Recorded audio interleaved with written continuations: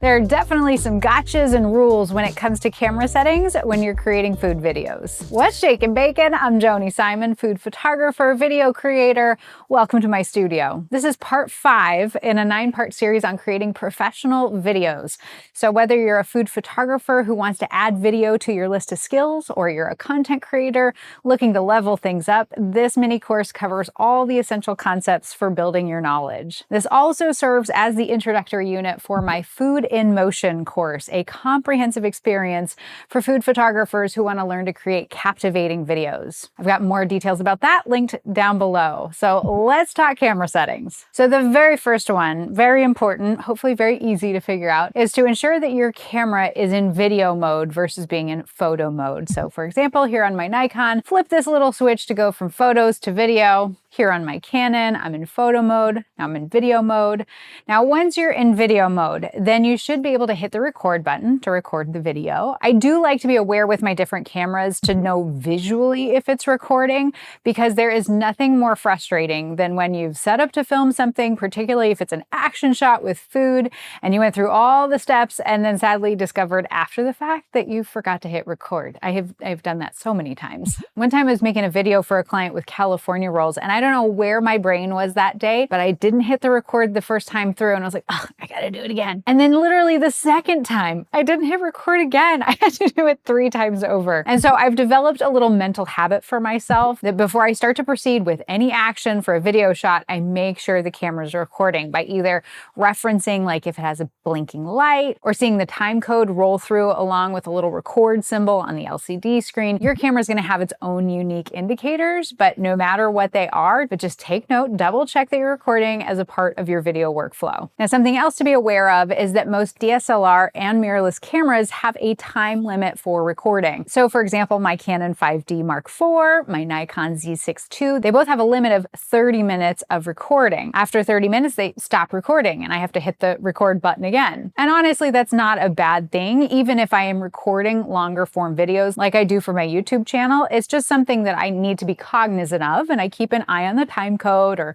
I set a timer if I'm filming something longer in order to remind myself right at around the 25-minute mark to stop recording and then to hit record again to then proceed with the rest of the video so it doesn't cut me off and that I don't lose portions of my video because the camera stopped recording at 30 minutes. Now, once you're in video mode, that will also activate your options for resolution and frame rate. I told you we'd get back to those. And if those concepts are still fuzzy, or you can't quite remember when to select 24 versus 60 frames per second, 1080p versus 4K, I have a quick recap and cheat sheet for you below. Or feel free to go back and watch the first lesson. There is no limit to the number of times you can watch these videos. There is no shame in that game. Feel free to watch as many times as you need. But so for me, in recording this video right now, when I set up the camera and I selected the frame rate and resolution, I set it at 1080p for the resolution and 30 frames per second. Because right now in this recording, I know that this will be going up on YouTube, that I'm going to be sharing it out on social media. And so that is the resolution and frame rate most social platforms prefer. And I'm not doing any wild cropping or edits to the final video. So 1080p is going to be great for me. Also, 30 frames per second and 1080p do generate smaller files in comparison to 4K and higher frame rate clips. You know, you just think about those 60 frames per second versus 24 frames per second. That's a lot more frames in a short period of time compacted into one file. That 60 frames per second file is going to be larger in terms of stored information. And the same goes for resolution. A 4K image is packed with a lot more pixels, aka a lot more information. And that might not be a problem for a lot of short clips, but for a YouTube video filming session for me, which can take 20, 30, 40 minutes or more, a 40-minute 4K file would be huge, which means I'm going to fill up my memory cards faster. It's going to take me longer to transfer those files to my computer. It's going to take a lot longer to transfer those files over to the video editor, Youssef, who edits these videos. And so yes, 4K can be amazing in the right situations, but when it comes to keeping things small, easier to work with, easier to store files for my YouTube videos, 30 frames per second 1080p, that works great. But before we go any further, I do need to confirm something with you first, because there is a foundational concept in photography that I need to know you understand before we continue this conversation of camera settings. And I know it's a pain in the butt to learn the first time, but I am also sorry, not sorry, because having this skill will profoundly affect your ability to create great photos and videos on purpose. Any guesses what I'm talking about? Operating a camera in manual mode / the exposure triangle. If you don't know how to operate a camera in manual mode, manually adjusting your aperture, shutter speed, and ISO, that is totally okay. It's not a problem. I don't want you to feel bad about it, but I do want you to take a break from this mini course from this series and jump to the free playlist that I have linked down below to learn how to operate your camera in manual mode. Please promise me you do that before continuing into the next lesson in this mini course. Now, fair warning, this probably will take some time to learn and practice, maybe a few days, few weeks.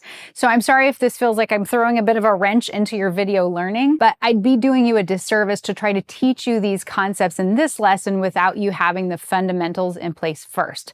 It's kind of like in baking, the difference between having a good recipe versus a strong understanding of the principles behind baking. If you have a good recipe for banana bread, that's great, but that's one recipe you know, where if you go to culinary school and take classes in pastry arts, you learn about ingredient ratios and leavening agents and what the rules are and when you can break the rules. That deeper knowledge means you can go beyond just a single banana bread recipe to all kinds of baking and making your own recipes and improving existing recipes. It's the difference between an amateur and a pro. And the same goes with learning manual mode. If you already know manual mode, you can apply that knowledge to every other aspect of photography and video. It's literally the backbone of creating still and moving images. Now, if you already know manual mode, then perhaps you're shaking your head in agreement. That's a wholehearted yes, and agreeing with me that it is a vital skill for any photographer or videographer. And so for you, let's continue the discussion in the next lesson all about the 180-degree shutter rule.